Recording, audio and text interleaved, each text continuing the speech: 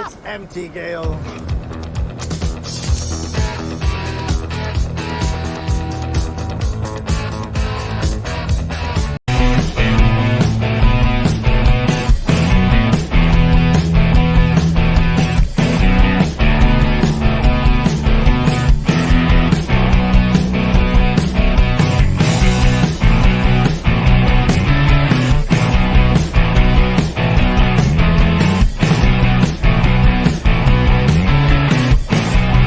Welcome to the Scene Snobs Podcast.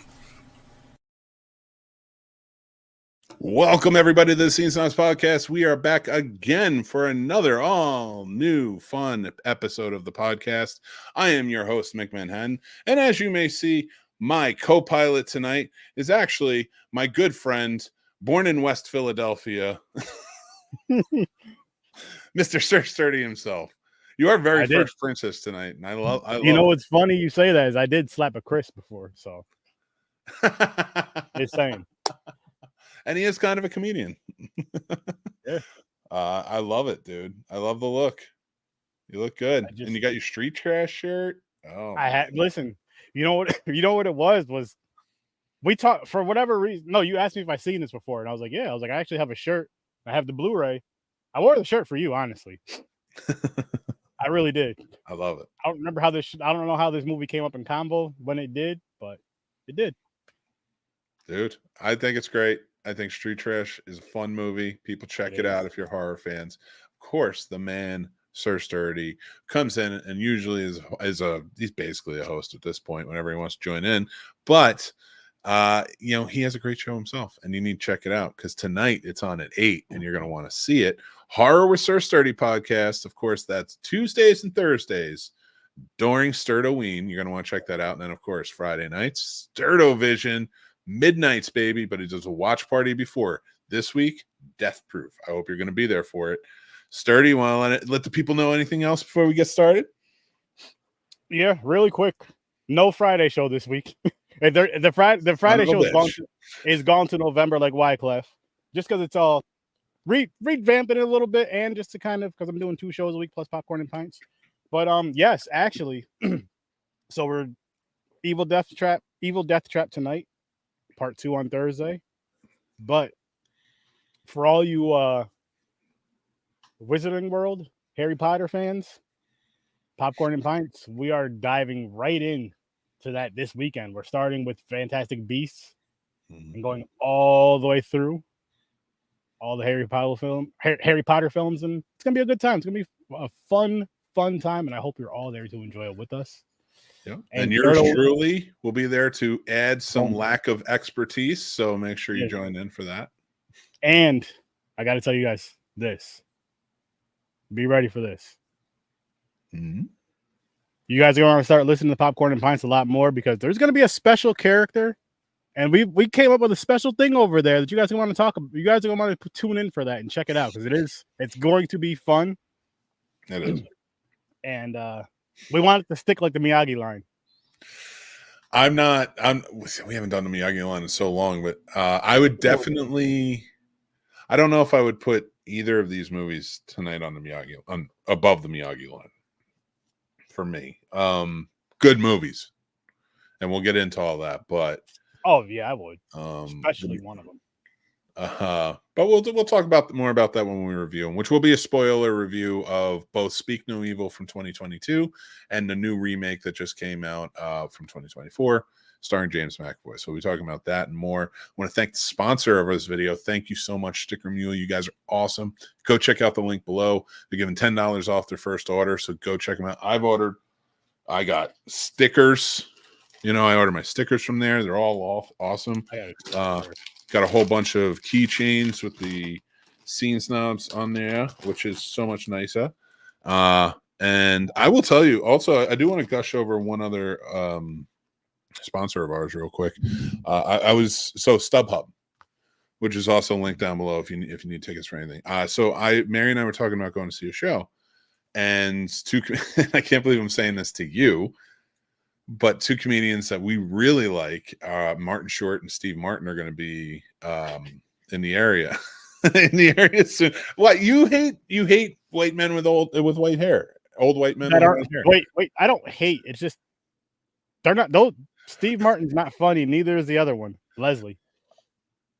First of all, Leslie Nielsen. Yeah, we found out you don't like him either. We know what it is. We know what it is. You're white hair racist is what it comes down to.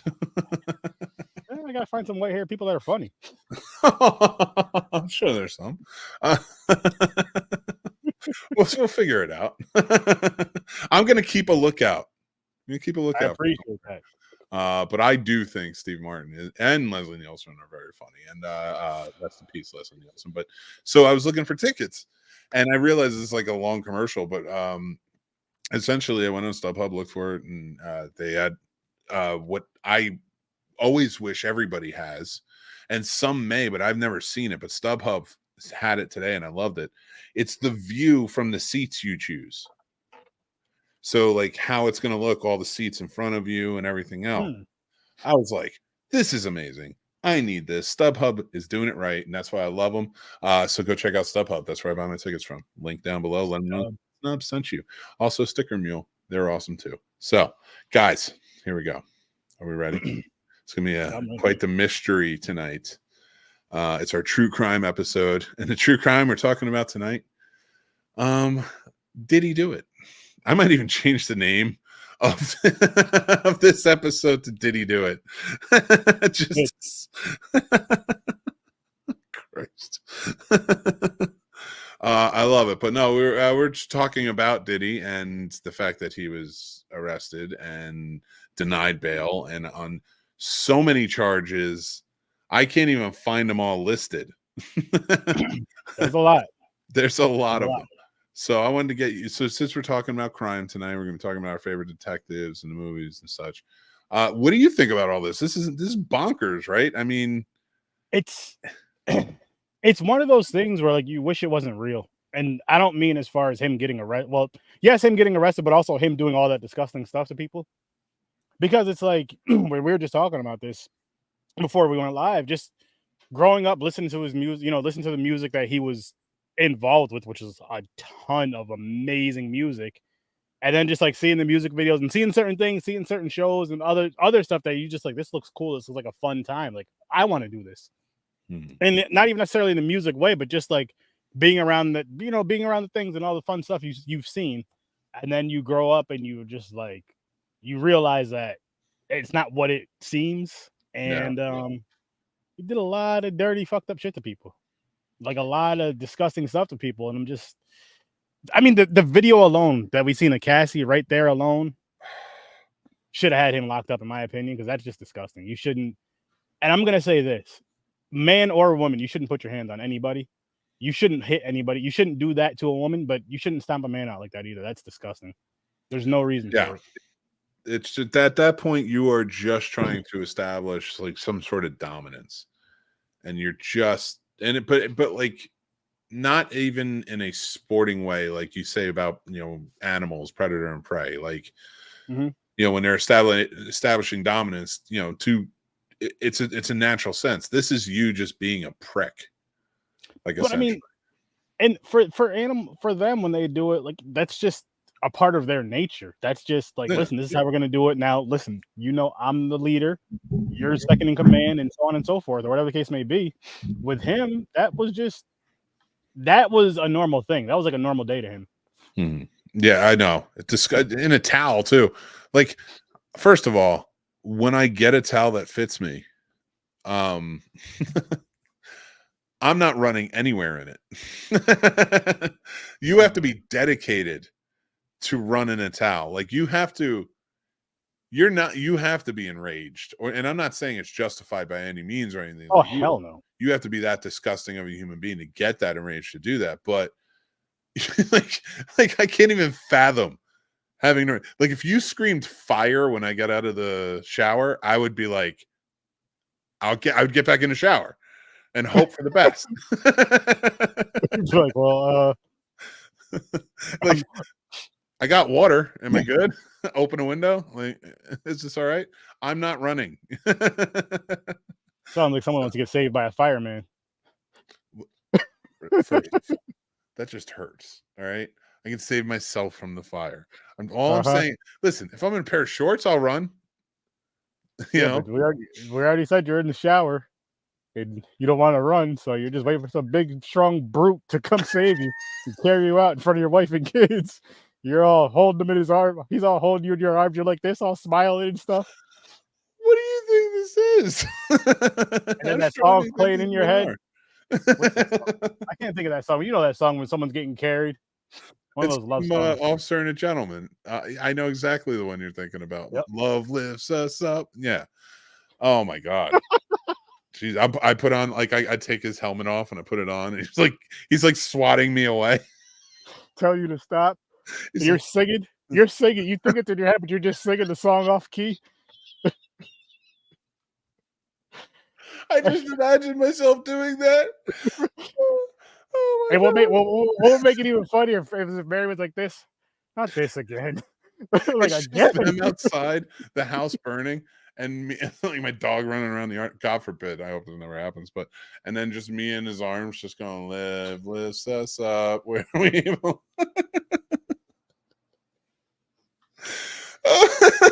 Oh my gosh. And what would make this even crazier, right? You wake up and Mary's like, Mick, you're talking in your sleep again. What the hell goes through your mind? That's it. It's all a dream. It's like St. Elsewhere. it's just some autistic kid's dream in the snow globe. Don't even get on me about that, internet. That is truly the way that show ended. That's not lying. That is, I'm just being accurate. You can't hold that against me. I want to find you a snow globe with a fireman in it now. Dude, it's been so wild. Like Diddy is in jail. Not saying like that, not deservedly, of course, but like there was a second assassination attempt on the former president.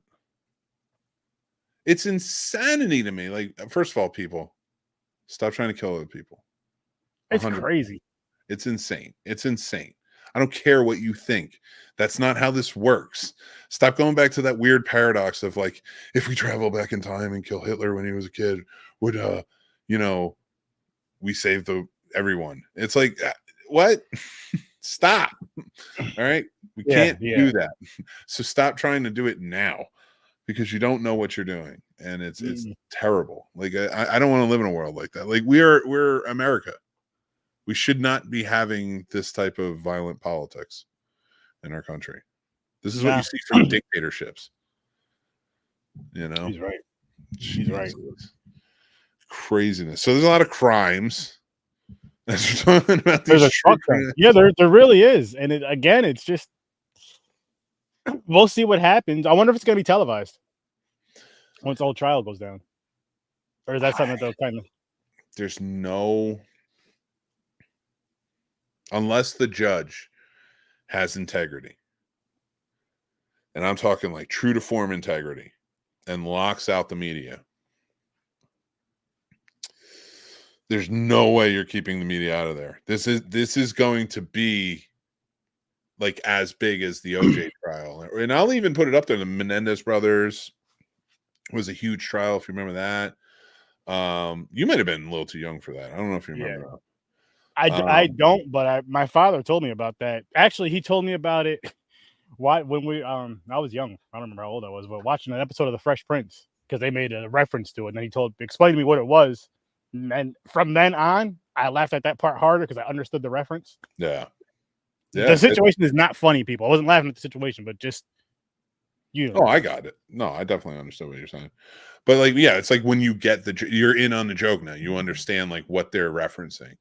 I definitely get it. And yeah, it's proper reaction in my opinion. But unless you're a dick, you know. But I will say, like, a lot of that, like, just it's fucked up. It's crazy. It really is. Like, this is like there's so much happening. And like, even like, okay, so like even around here, it's been really affecting us because like there's been just in the last, like, since the Georgia school shooting that happened, and heartfelt thoughts and prayers, of course, go out to their families and such. And there's been scares just in my county, and I can't even imagine. It's got to be everywhere, like and I'm not dismissing it anywhere else, but like in my county, like 4 days last week there were threats. One of them was like substantial, like they went and arrested the kid. Wow. And then like today there was a lockdown because of a possible. Now it was discredited, the threat, but it's like, God damn, when you got 2 kids in school, man, this is in 2 different schools too. You're like, no bueno. Like what is happening here? None whatsoever. None whatsoever. It really is. It's bonkers to me that we've gotten to a place where, like, I don't know if school's the best option anymore.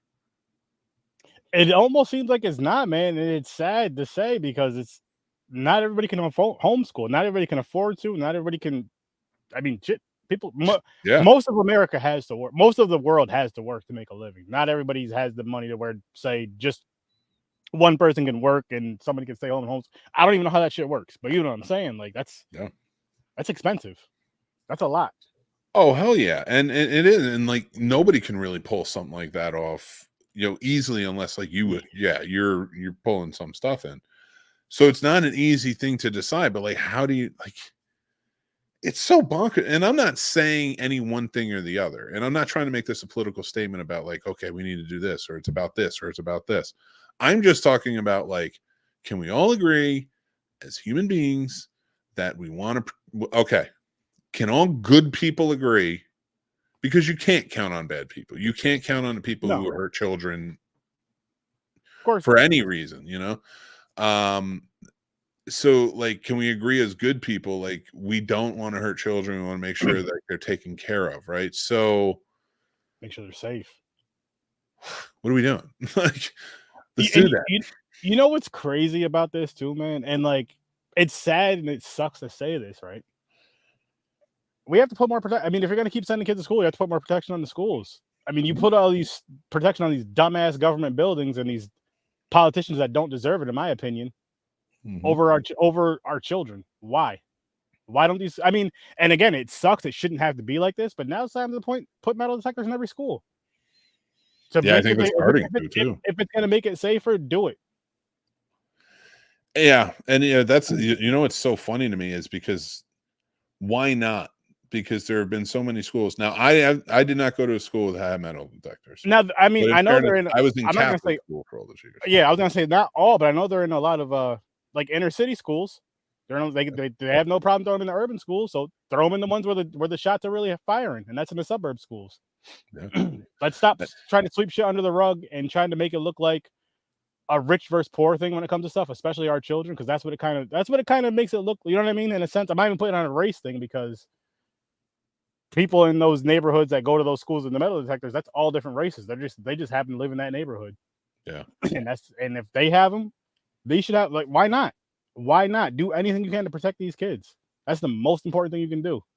It shouldn't be like that. It shouldn't be to where they have to have this guards or whatever the case may be. Like, you should be able to go anywhere you want.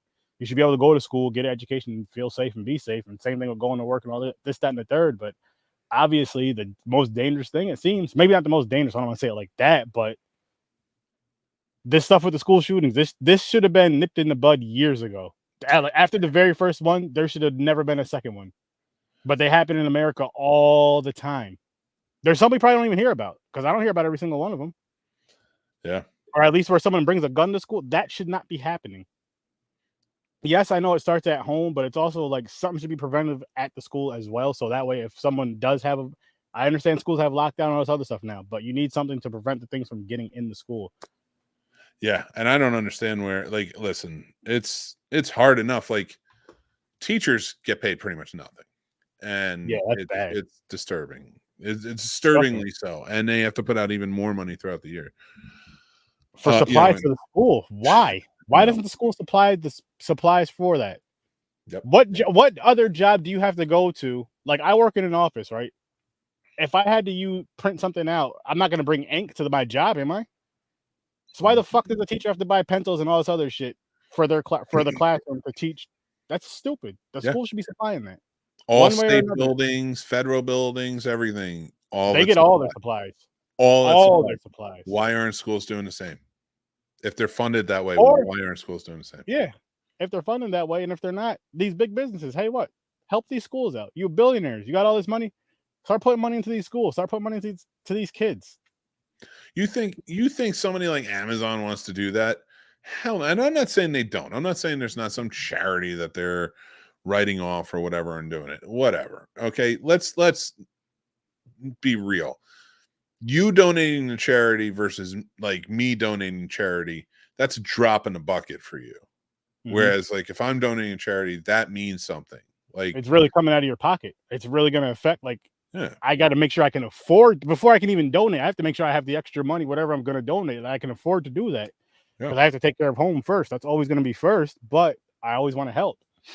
And I'm like, but see, and with me with the charity thing, I'm like, I don't know how the things work, but I feel like if I had the money, again, I'm just speaking because I don't know how it works. Maybe there's other things. So if I had the absolute money to do this, listen, okay, there's these like schools around where I grew up at. Listen, I'm just going to go there and listen, you guys need supplies. Every single classroom is going to be stacked with supplies. Not because it through some charity and all this other nonsense. No. Boom. But listen, let's make sure all these schools have what supplies do they need? Let's make that's sure why we're not billionaires. But that's why, because the billionaires, of course, hold on. It starts there. And then it's like, okay, so every single kid needs a laptop. They have to have this to go. Okay, well, we need to supply that. Yeah. We need to supply it because not everybody can afford that. It's true.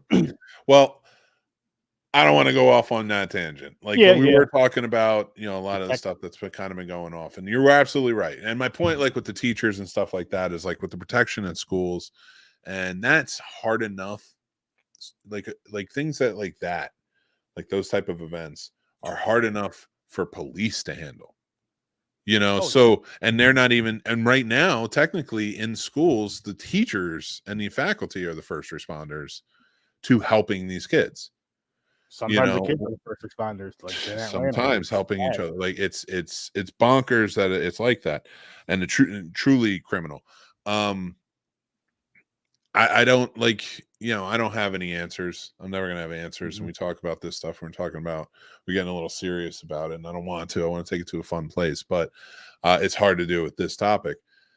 I mean, really, when it comes down to it, like I said, decent people in the world, like, can we all just agree, even in this country, can we just agree in this country, like, we want to, like, okay, this is why I'm getting on this, and I didn't really want to say it this way.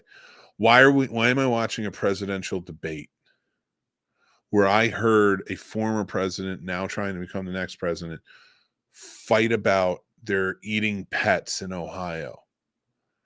And we really got neither of them mentioning any of the school shootings, especially the one that just happened. That's where I get upset. That's where I get pissed off about it. And that's where I'm pushed a little far. They didn't really, there's no real talk about it. There's nothing really happen about it. But we have to get in desperation over pets that are not even real being eaten. And even if they were, fine. But like, I'm still prioritizing. I love my pet and I would do anything to protect it, but like, then protect it, Ohio. What do you want me to tell you?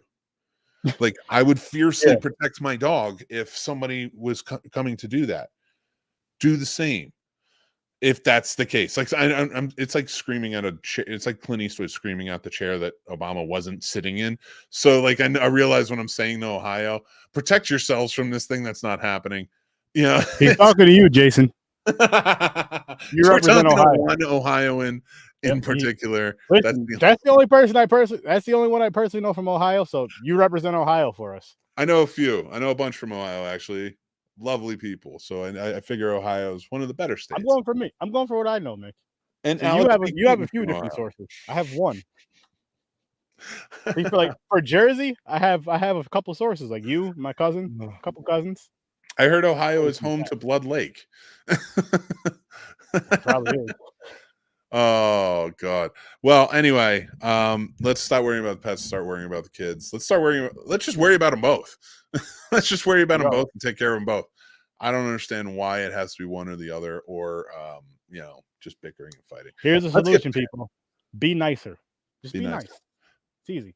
as the men said, be excellent to each other. And on top you don't of have to like everybody. Ignore them. But Yeah. just be nice. Just be nice. I challenge everybody to go out. Oh, we didn't start that yet.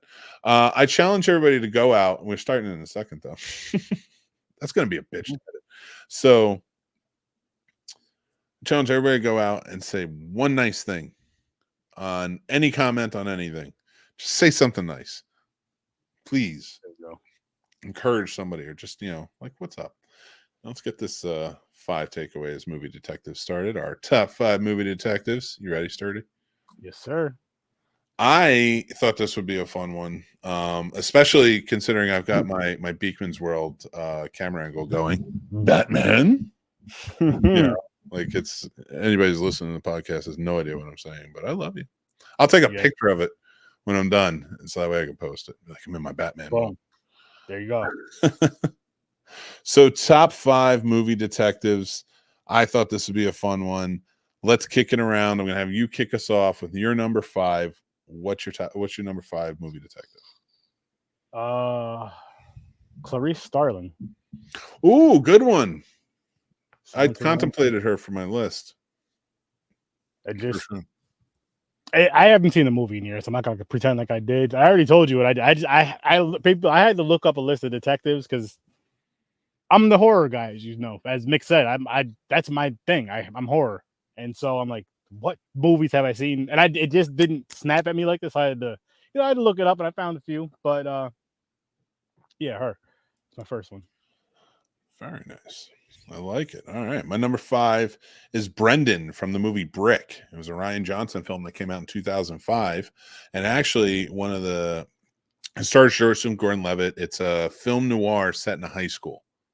So they speak like it's a 40s film noir. It's very stylized, but at the same time, you're watching a high school film unfold where a kid is trying to solve the murder of his ex-girlfriend. And that kid is played by Joseph Gordon-Levitt. His name is Brendan, and that is my detective for my number 5. Nice. What is your number 4, sir?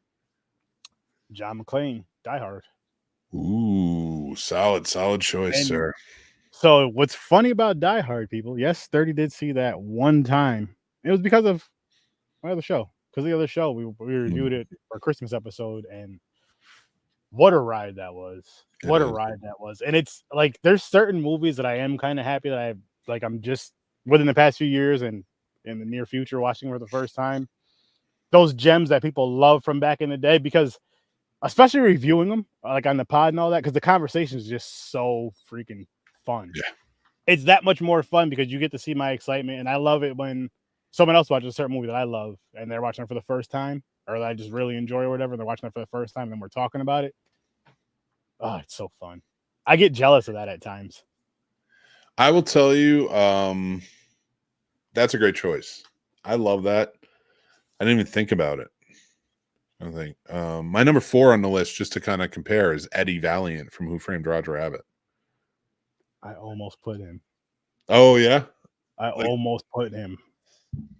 I think it was a good fit. I like the movie. I like him in it.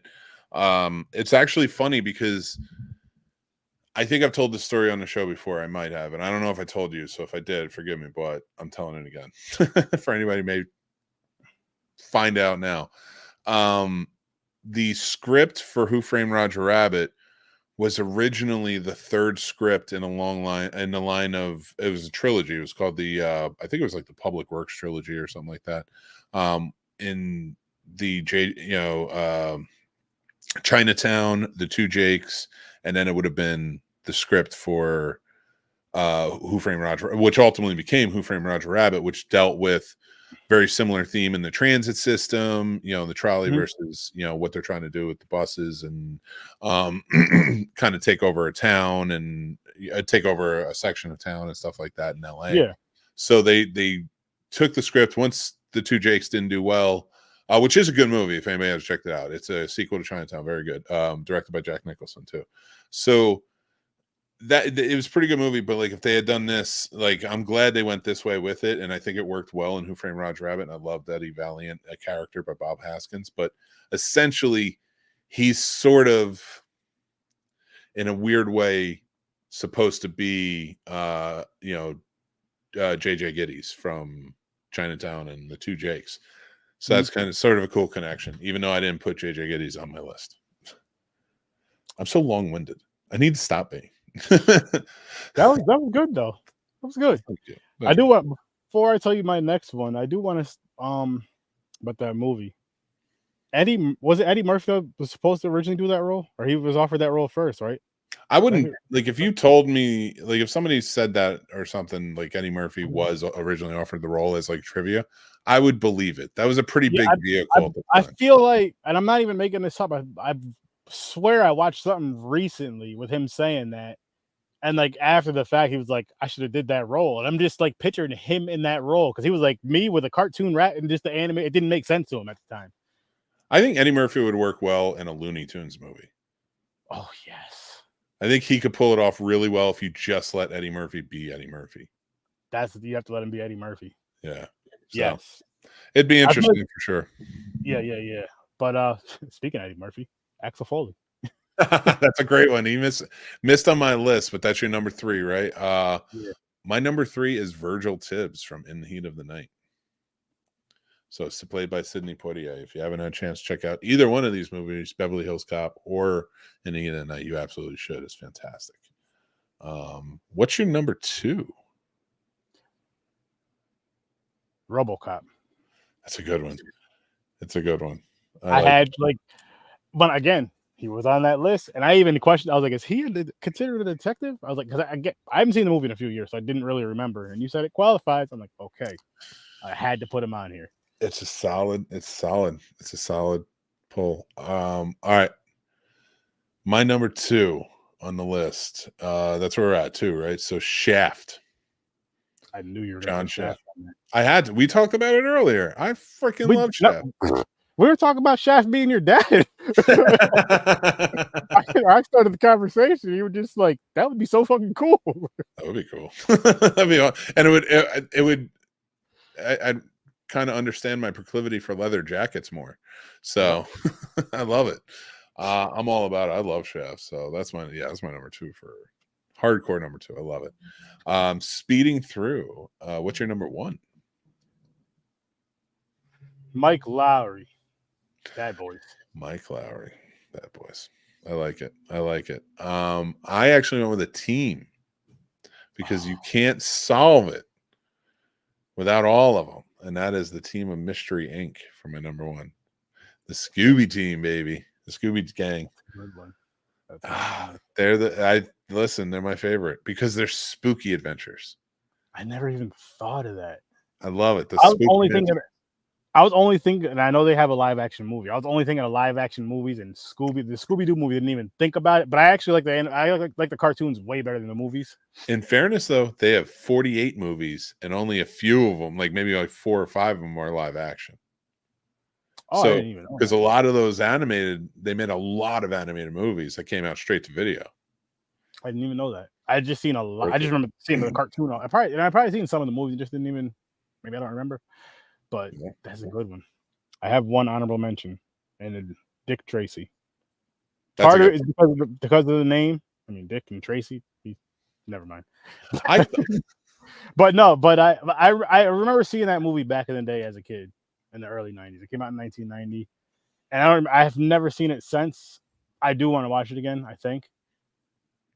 Yeah, you absolutely should. I think you should. Popcorn and Pines, watch out because we're gonna have a Detective Will, and Dick Tracy's gonna be on there. Oh man, I'm gonna start putting that together. Be happy about this. I already know Shaft is gonna be on there. Shaft is 100% gonna be on there. If you guys haven't seen it, you're in danger of Put them too both much on. Shaft happening. Put them both on. Which one? What do you mean both? I'm sorry. There's 5 Shaft movies. Oh, so do a Shaft. Shaft can have its own little thing then. Yeah.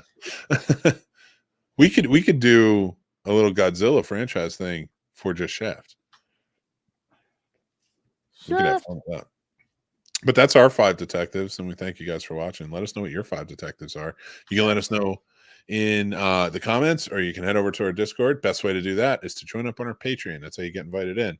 You can either join for free, or you can join the paid tiers. either one will get you into our Discord, get you a part of a lot of perks. Like we have our newsletter, our videos are all in there. We do giveaways. Right now we're doing giveaways. I'm actually pretty excited to announce that. I did not put it up, but I didn't put it up the things, but just so you guys know, and for everybody listening, we are giving away the Beetlejuice popcorn bucket and the Beetlejuice souvenir cup to 2 of our lucky patrons. They're going to each win one of those items.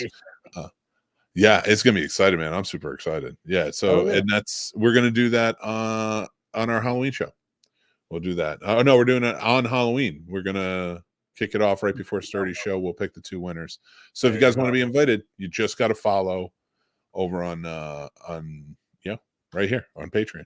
He's right. And listen, people, the Discord is fun. The Discord is really fun. I'm not even going to tell you. Everybody has a great time. We're always doing marathons now.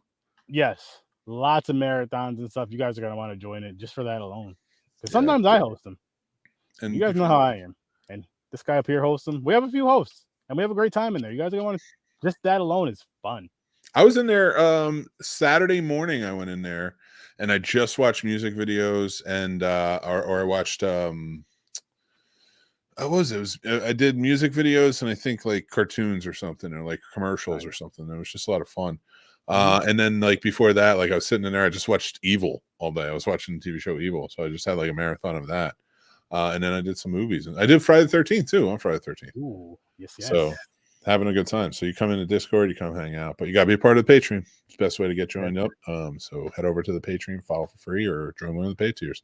Appreciate the support if you do. Thank you. All right, it's gonna be wild. You know what? I think let's get started here. And before we do, I just want everybody to know this is gonna become a wild conversation. I feel so. Definitely. Sturdy and I both have feelings about both of these movies. Strong. We watched Speak No Evil from 2022 and Speak No Evil from 2024. We're going to review them. We're going to start with Speak No Evil from 2022. The story essentially, this is going to be spoilerish just for people so you all know.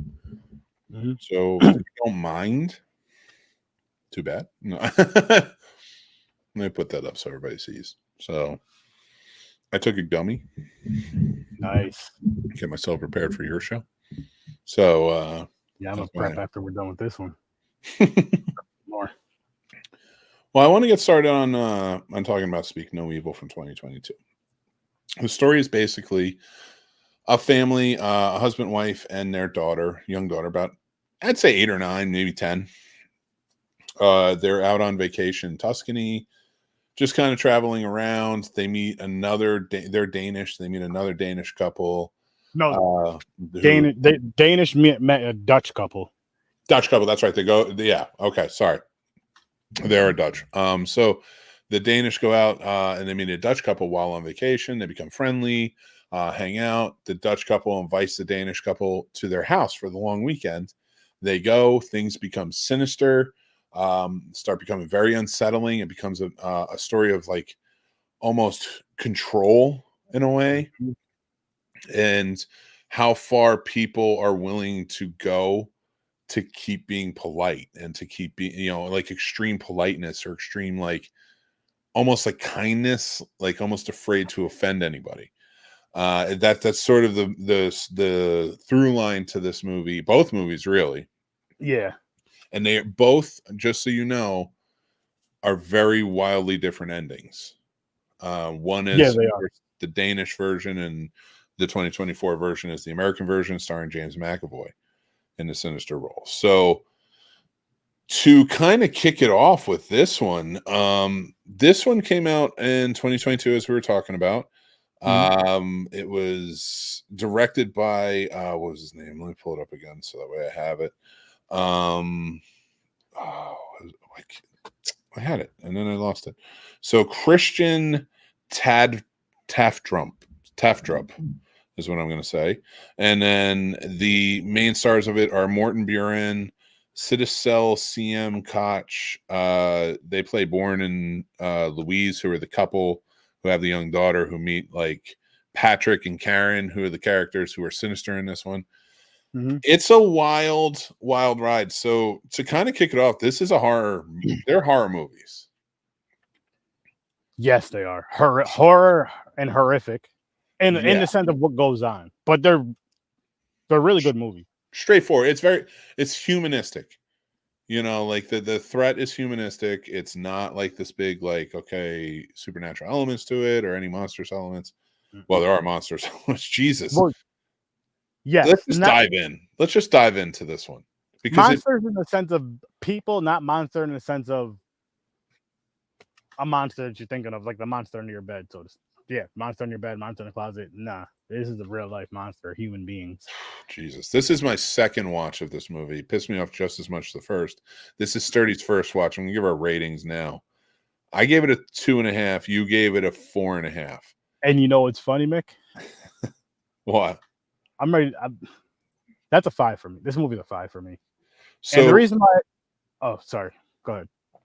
So before we get deep in conversation, should we go down to the American version, share a rating, and talk about that a little bit? Share a rating about that, and then kind of come back and then talk about both? Yeah, let's do that. All right. So for anybody who's watching this as a clip, you're going to want to come back and check this out. But this is our rating of Speak No Evil from 2022. And now let's give our, and this is going to, again, spoilers. We're going to be talking about Speak No Evil from 2024, again, starring James McAvoy, Scoot McNairy, Mackenzie, can't think of her name at the moment. She's been in a ton of stuff. I like her a lot. She's a very good actor. And I didn't know who the woman who played McAvoy's wife in it was. But it's essentially the same movie. It's essentially the same movie up to a point. I would say up to a point, and we didn't get there yet. But it's a huge change, or even twist, you could say, right? Would you call it a twist? It's 100. It's a twist that you feel like I feel like when you. So to kind of give you a point, and this is a spoiler, when the turning point for both movies, where they both go in wildly different directions, is the young boy that the demented family has kidnapped, and you find out like this has all been a ploy for this couple. What they do is they go out, they take children, cut their tongues out, and then just like take those children, like kind of beat them into submission. Very abusive, very disgusting. And this is both across the board, both movies. And then what they do is then, so once these kids are like beaten down to just do as they're told, they go out and they go on holiday with these kids and then meet other couples that they realize they test these couples with like different things they do to see if they're submissive people. And then as they feel like they've locked into them, that's when they're like, okay, we're friends. We're going to, they charm them.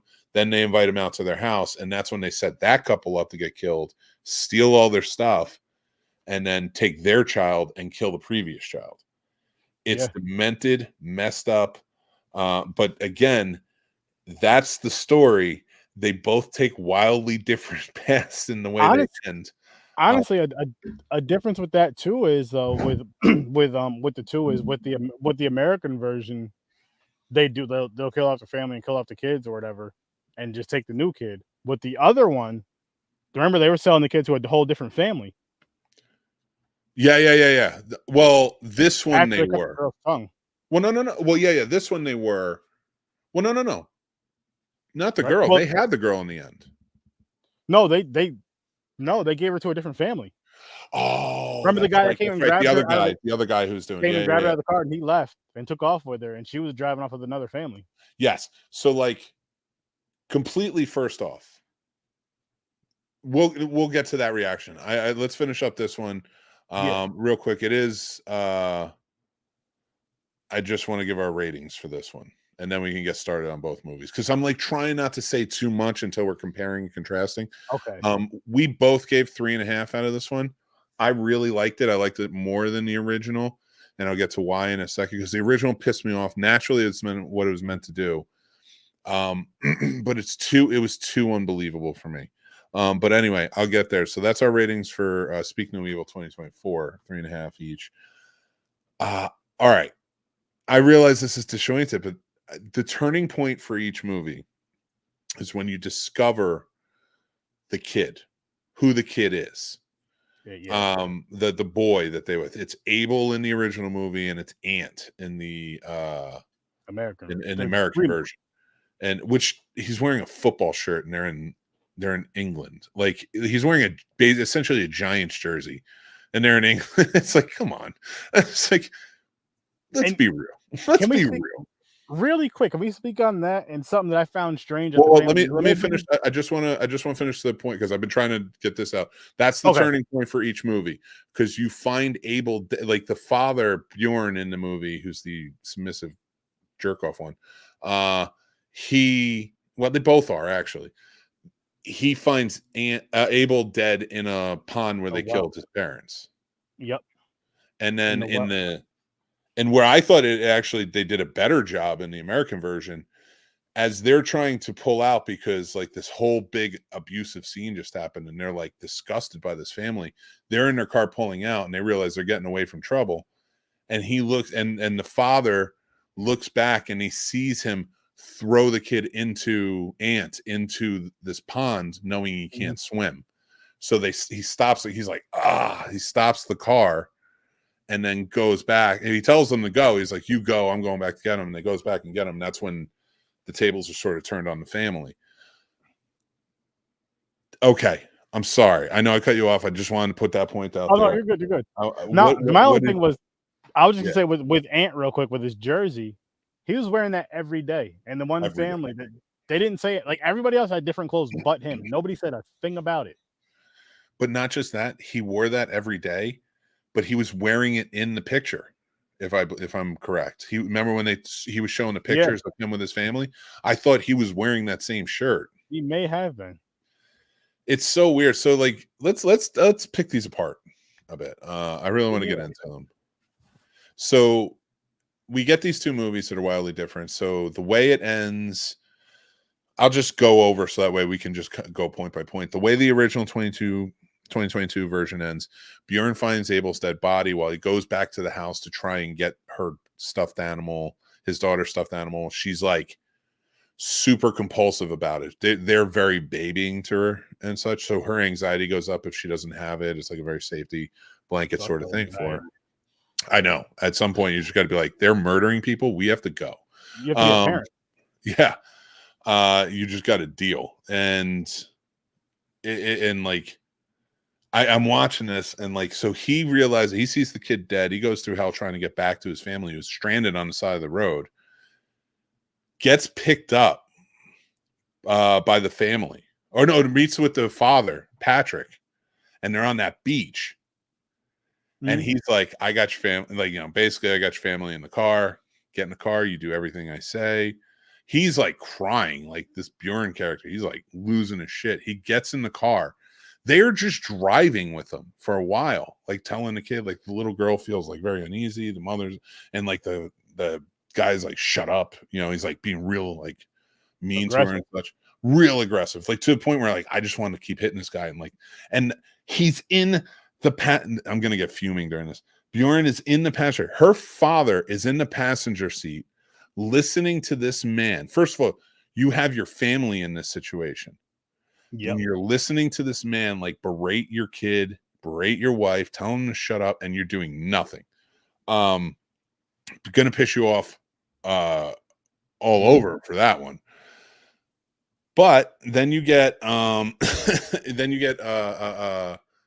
they get to a certain spot, and like Sturdy has said, there's this other family. They grab the daughter out of the car.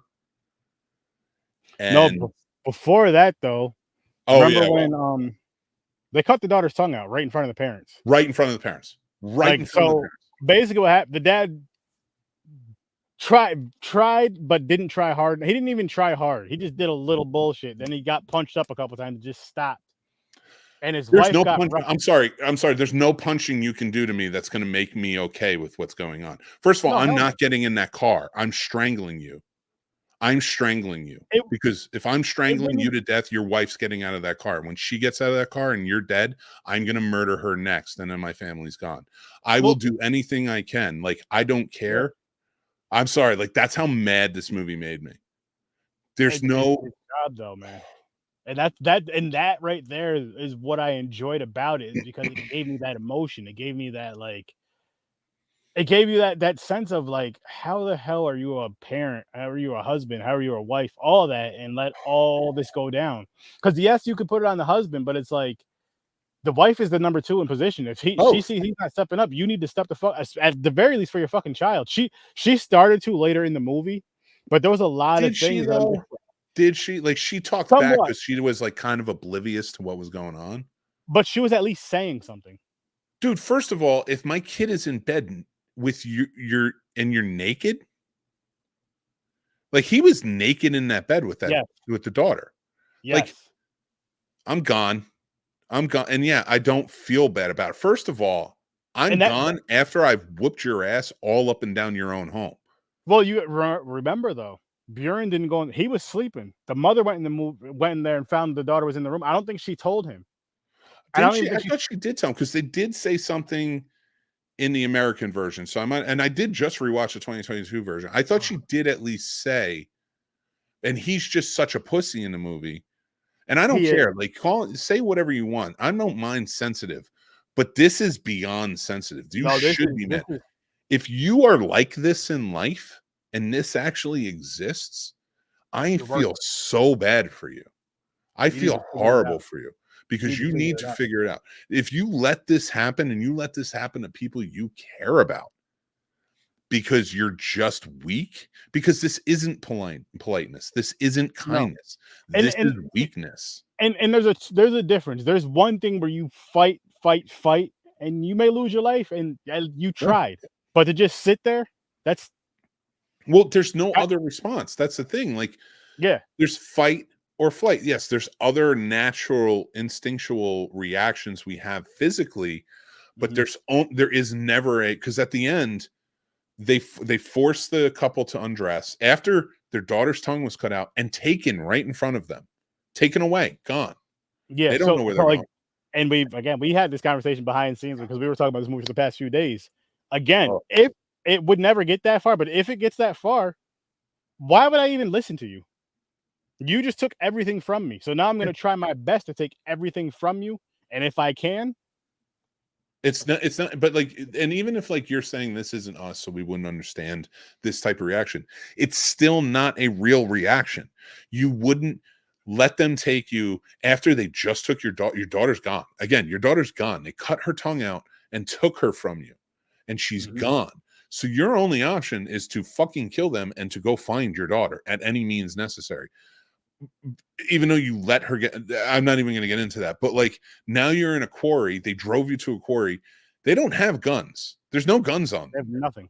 They have nothing. There's no weapons or guns. This guy has just established his dominance, and so did the wife, on these two, that they are just like afraid and weak. And like, okay, it's okay to be afraid. It's okay to be weak. I'm not even saying that. But this is a weakness that your body will not react to. They make them strip down and then walk into the quarry as they stone them to death. And and they both just lay down. It's not like they're running. It's not like they're scrambling to not get hit. They are taking the hits and then lay down and let them stone them to death as the daughter is being taken somewhere else. Like, they gave up. That's not like it but is. Then I can't even say it's fine, but giving up in a sense is, I'm giving up. I know I'm going to lose my life, so I'm going to try. That's giving up, or giving up to a sense that's like, I can't physically move. I can't do anything. Like, I'm so hurt, so beaten, so torn, and then just succumbing to your, like, understandably, because you have already done something. This wasn't. This was comply. And I don't understand how anybody has that reaction after the shit that they put them through. Yeah. I was gonna say it was like that since day one, though. And then another weird thing, like, there's nothing strange about, say, you go on vacation, maybe you meet another couple, and you're not friends, but you're just like, hey, let's, you have fun, whatever. Let's go grab something to eat. You know what I mean? Something like that, like little couple casual things. But I'm not. There's no way in hell that I'm gonna meet you on vacation. Yeah, it's gonna take a while. And take, even if you hang out 3 times that week or however many days you hang out that week, I don't care if you hang out the whole fucking week. I'm not coming to your house. No.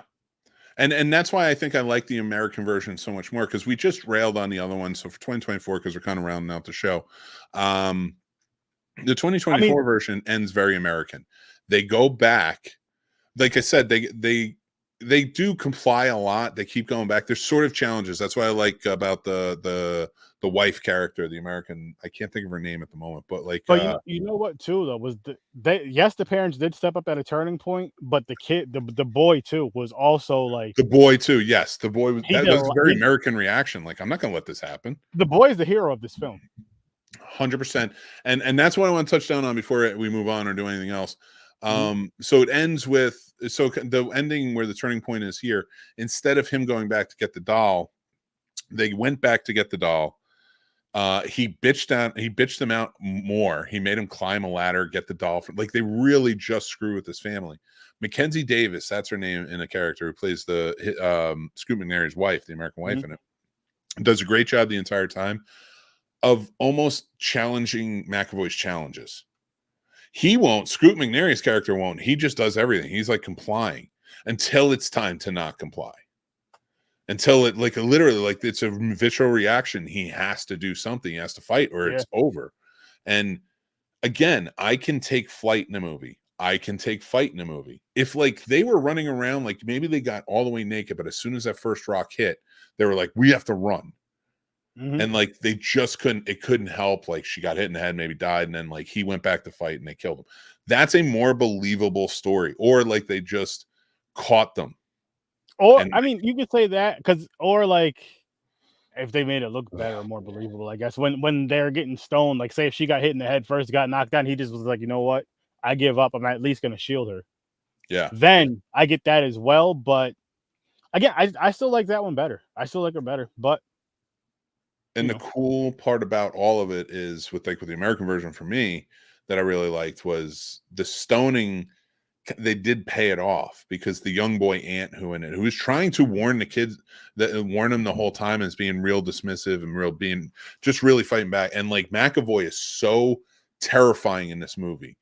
He is an abusive dad in this movie. Like, I don't know what he called on, but like, he was scaring me in this movie. And like, he's a type of guy that like I understand and I'm afraid I would ever turn into, like I'd be terrified because like it's so easy for somebody to become like this, that type of monster. And like, the kid in it does such a great job of an abused child, which I recognize as well. And a little bit too much with the blonde hair and the blue eyes. So it was just one of those movies that really spoke to me. And his face at the end, because they pay off the stoning at the end, they overcome them. James McAvoy's character, they take him down, and like, he's still challenging them. And then the boy smashes his face with the brick. He gets his like justice for all the abuse that this kid went through. And they drive off, and this kid's just sitting in the car, and you see this terrified face. The only thing I can compare, I'm not comparing the movies. I'm not saying the movies are on the same level, but the only thing I can compare that face to that was so well acted and so well done by this kid is this movie called Come and See, which is the hardest movie anybody will ever watch. I guarantee it. It's horrifying, and it's the hardest movie anyone will ever watch. You will walk away from that hurt and demented a little bit more. So just by saying that, but like the boy's face in that, it was very reminiscent. It was just the trauma surging through, shine through. It was wonderful acting, really well done. I think McAvoy killed it. I liked Mackenzie Davis in this. The little boy was very good. Everybody did a great job. I'll say for both movies, there was really good acting. Yeah, I just did not like that ending. I just think that ending is bullshit. That's fair. That's fair. I don't even care about the tragic ending, because you're not even, they're getting killed in that first movie in 2022 isn't a tragic ending for them. It's the tragedy is the little girl. Yeah. When you see it 100%. later, and it's such, the only thing I will say, not bookend, but like the sort of like opposite approach they took to the ending, where you're like zoomed in on the little girl. clearly can't talk, tongue cut out, and she's just submitted to the life that she's in. And they're driving up to a new place to, go to the next con and whatever. And then you end it with the little boy in the car being brought to safety, realizing that all of this terror is over. That to me was a good payoff after the 2022 version. That was tragic of an ending. So that is fair, but my reasoning for liking the other one better is because, like, the 2024 version, yes, leading up, everything leading up, but it had the happy end. It had the happy ending to an extent, because there's nothing happy about what happened. Of course, if it's real life, there's gonna be trauma and all that other stuff. But again, for the movie, it had a happier ending. But for the other one, like, that one's gonna stick with me a lot more. You know what I mean? Like, that one I'll think about so much more. That one I'm gonna carry with me more. That one is the one that I'm gonna recommend to people more. I just liked it better. I think because it's more horrific at the end of the day. Like, fuck the parents, but like that child gets taken away. And that's the thing. Like, I don't even care about them. It's the fact that the child wasn't protected. Because you could even think about it from. Oh, well, actually, no. I want to go back to this. In both movies, one thing that I did really, really love, and I felt like it was one of the hardest lines I've ever seen in a movie, is when, "Why are you doing this to us?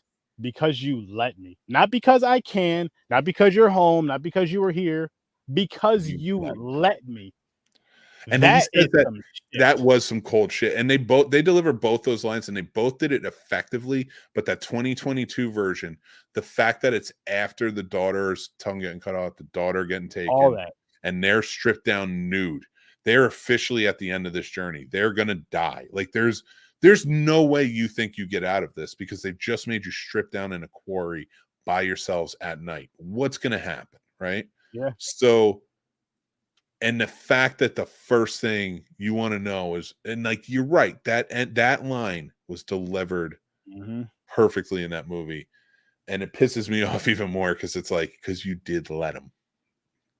So, but and I want to see, and here's the thing, people, if you've watched both of these movies, or if you haven't, I suggest you watch them both, honestly, seriously, you can compare them.